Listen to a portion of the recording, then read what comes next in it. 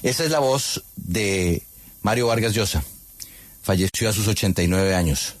Y aquí hablando, pues bueno, de las ideas, de la política y de lo que para él como escritor resultaba esencial, poder expresarse libremente. Juan Cruz, periodista, editor, escritor, dirigió la sección de opinión en el diario El País de España.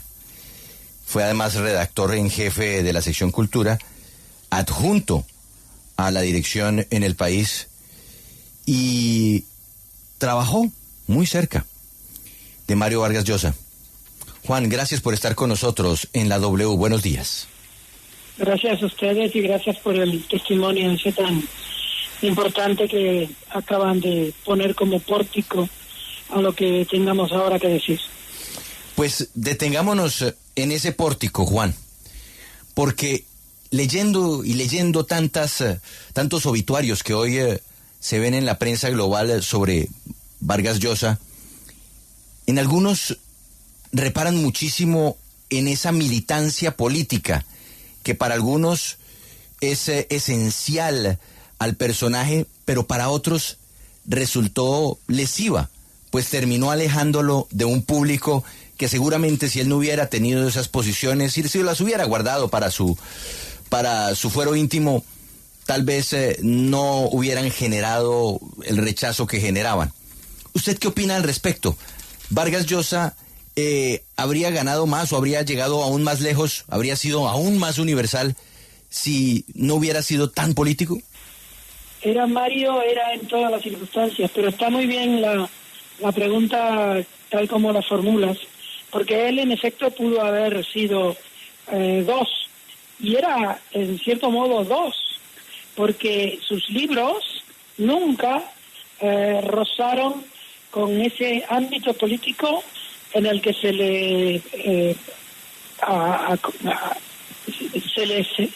le sugiere como único lugar. Quisiera ser muy preciso, ¿no? Mario Vargas Llosa era un hombre progresista y lo fue a lo largo de toda su historia, y también lo fue cuando lo llamaban reaccionario, porque él tenía una visión de la política que era la suya, y eso no interfirió para nada a lo que era la esencia de su otra parte de la vida, que era la literatura. Y en la literatura él siempre fue el muchacho de La ciudad y los perros, o de La tía Julia y el escribidor, o de, por supuesto, La fiesta del chivo. Él nunca escribió un libro en contra de sus convicciones vitales y literarias. Otra cosa eran las circunstancias de la política. La política es una circunstancia. ¿Quién pregunta hoy qué pensaba de la política Flaubert? ¿Quién dice ahora qué pensaba de la política ahora mismo? Gabriel García Márquez. Mario Vargas Llosa se le tachó, yo creo, que por ponerlo en el otro lado de la literatura, y nunca estuvo en el otro lado de la literatura, siempre fue él la literatura. Así es.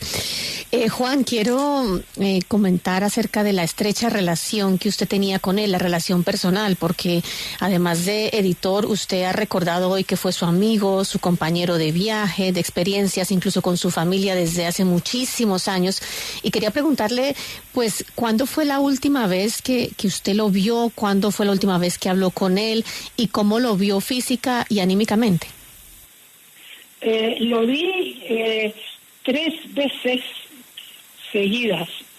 En una se iba a volver a Lima para estar un tiempo, y en ese encuentro, que fue en su casa, aparte de darme otras noticias particulares, él me dijo que se iba con el deseo de escribir el libro que luego escribió sobre la música en su país, y que iba luego a escribir un libro cuyo protagonista iba a ser Jean-Paul Sartre, Eso es muy significativo en su deseo, ¿no? Porque él se hizo, cuando llegó a París, pocos años después de llegar a París, se hizo sartriano.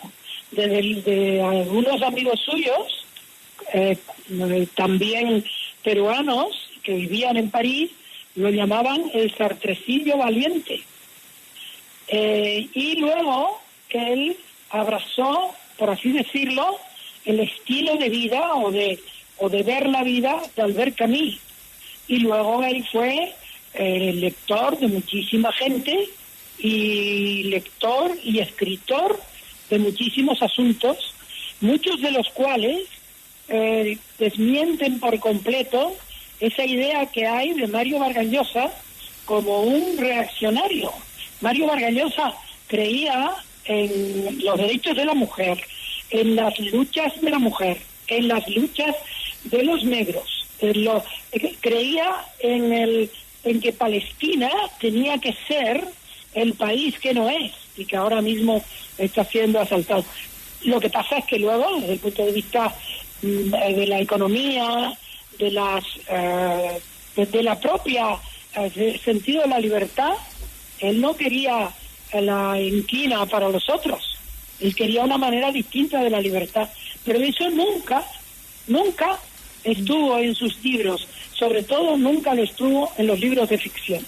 Y él hablaba, bueno, me he enrollado mucho, y lo que quería decir es que la otra vez que lo vi, él estaba con unos amigos celebrando la publicación de un libro de una compañera que trabajó mucho con él, Verónica Ramírez, que había publicado una novela. Y ya Mario estaba un poco más desasistido de salud, ¿no? Y entonces me acuerdo que ese día, aparte de llamarme a donde yo estaba, gritándome por mi nombre, por el diminutivo con el que siempre me llamaba, Juanito, él se enzarzó en una discusión con jóvenes que había por allí acerca del porvenir de la inteligencia artificial. O sea, Mario Vargas Llosa, ese escritor moderno, pero también clásico, estaba ahí preocupado por el futuro del mundo, por los distintos futuros del mundo. Así que Mario Vargas Llosa era un hombre con una enorme inteligencia que le regalaba a la gente con su manera de ver la vida, pero también con su manera de querer la literatura. Una inteligencia, señor Cruz, que usted no ha dejado de compartir a lo largo de más de casi 30 años, en el que usted ha estado dialogando con Mario Vargas Llosa, y muchos de esos diálogos usted los ha plasmado en su libro Encuentros con Mario Vargas Llosa. Al conocer, ayer cuando conocíamos ya de madrugada el fallecimiento, la pérdida de Mario Vargas Llosa, de esos encuentros, de esos diálogos, pero sobre todo de esos encuentros que usted mantuvo con el Premio Nobel, ¿cuál le ha venido a usted a la cabeza? Hay uno que es muy hermoso y que yo creo que en este momento lo retrata a él y retrata a uno que fue uno de sus mejores amigos. Yo le hice una larga entrevista cuando cumplió 70 años en su casa. Como la entrevista era larga, tenía yo que preguntarle por todas las cosas. No podía dejar unas a un lado y otras a otro. De modo que en un momento determinado de la conversación, yo le pregunté por su problema con Gabriel García Márquez. Y entonces él me dijo que de ese asunto no hablaba. Y la entrevista siguió. Yo no le repregunté, porque me parece que cuando una entrevista es muy larga, una repregunta sobre algo que ya él ha respondido en un sentido u otro, pues no era conveniente, ¿no? Y luego observé que en otra entrevista a Carlos Granés, que es colombiano como ustedes y que es un gran escritor y un gran amigo ha sido de Mario Vargas Llosa, igual que su mujer, Fiorella, sí le preguntó en la Universidad de Madrid, le preguntó por ese problema que había entre él y Gabo. Y Mario respondió, fue un asunto de mujeres. Eso es lo más lejos que estuvo Mario Vargas Llosa a decir algo de ese acontecimiento. Debo decir también que cuando Mario supo, lo supo por mí, que Gabo estaba enfermo, yo le dije, me acaban de decir que Gabo va a ser operado en Los Ángeles. Y entonces él miró para Patricia y le dijo, Patricia, tenemos que mandarle un telegrama a su mujer, a Mercedes, para que Mercedes sepa que estamos con ella y que estamos con Gabo. Tiempo después hubo otros acontecimientos y todos ellos, cada vez que tenían que ver con Gabo, la relación que él establecía entre Gabo y la literatura era como la que muchos años antes ya había sostenido en torno a la literatura, por ejemplo, de Flaubert. Claro, y por eso escribe Historia de un deicidio, que es uno de los grandes ensayos. Pero le quiero preguntar por su relación como editor, su trabajo con él como editor, cómo era la disciplina de Vargas Llosa en la selección del tema, discutían ustedes los temas, cómo era esa relación profesional, por decirlo de alguna manera. Éramos muchos editándole, yo era el director de la editorial, pero él trabajó sobre todo con Amaya Elezcano, que de luego fue la directora de la editorial, y con Pilar Reyes, que es paisana de ustedes y una gran editora. Las dos tuvieron con él hicieron un trabajo realmente extraordinario, ambas, hasta tal punto de que una vez que hubo la posibilidad de que él dejara Alfaguara por otra editorial, porque así son las cosas en este universo de la edición literaria, él me dijo, Juancito, yo sé dónde está mi sitio, y mi sitio está en Alfaguara. Y ahí se zanjó la cuestión. Él aceptaba todas las correcciones o sugerencias que recibía de los editores. Para mí no ha habido en ese sentido nadie que se le pareciera ni lo más mínimo. Juan, los últimos años de Mario Vargas Llosa en España fueron muy movidos, y no precisamente por temas literarios y políticos, y lo vimos muy protagonista de la prensa del corazón. Esa etapa, ¿cómo la vio usted desde esa amistad que le tenía a Vargas Llosa? Es una etapa muy delicada.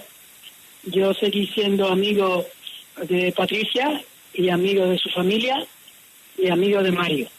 Era tan delicada como todos los asuntos que se dirimen en familia o en riñas de familia.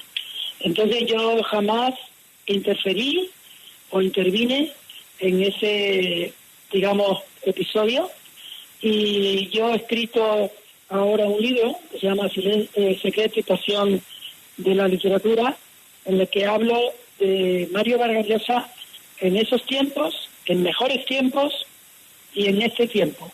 Y siempre yo me he abstenido de hacer de su vida privada un subrayado de lo que yo piense de él. Muy bien, Juan, pues antes de despedirlo y respetando además eso que usted nos acaba de señalar, detengámonos en el escritor, en Mario Vargas Llosa y las confesiones que le puede hacer a un editor como lo fue usted. Él lamentaba o de pronto refunfuñaba por no haber escrito algo que le habría gustado escribir, que le habría gustado investigar, que le hubiera gustado tenerlo como parte de su obra. Me lo dijo. Creo que antes lo sugerí. Él quería hacer un gran libro sobre Jean-Paul Sartre. Ignoro si llegó a empezarlo o si, ojalá, lo terminó. Él quería terminar su vida como escritor escribiendo acerca del que fue su primer patrón literario, por así decirlo, desde que llegó a París. Muchas gracias por estar con nosotros en la W y gracias por esos recuerdos de Vargas Llosa. Un fuerte abrazo, un fuerte abrazo.